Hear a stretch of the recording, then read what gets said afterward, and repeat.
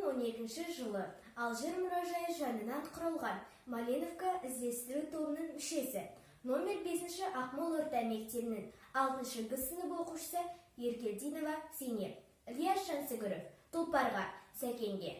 Шырқа, шырқа, көкке өрде, қыран қызыл сұңқарым, қуанамын бәйгене, тарпаң асау тұлпарым.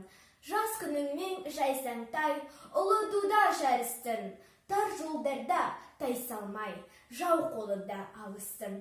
Жауға туды тулатып, асығып тез аттандың, жұртын жауды қиратып, майдан сайын мақтандың.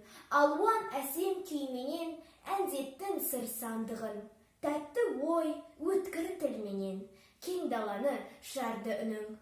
Қызыл жердей гүл өткен, сезді сенің қаламын, ұлы ұранға күй шерткен, домбырасы даланың. Қара жерді шаршылап, экспресс ұшқанда, қара айғырдай аршындап, шаттың Советстанда. Қызыл аты қазақтың, топты жара шапқанда, ақсақалы одақтың, саған үкі таққанда.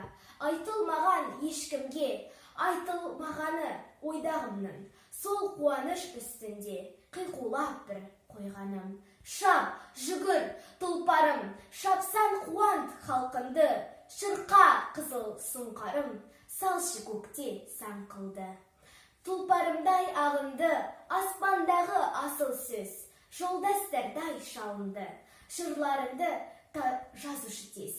Жырламасақ теңіздей, қуаныштың шегі жоқ, ардақталған өзіңдей, қазақта ақын тегі жоқ.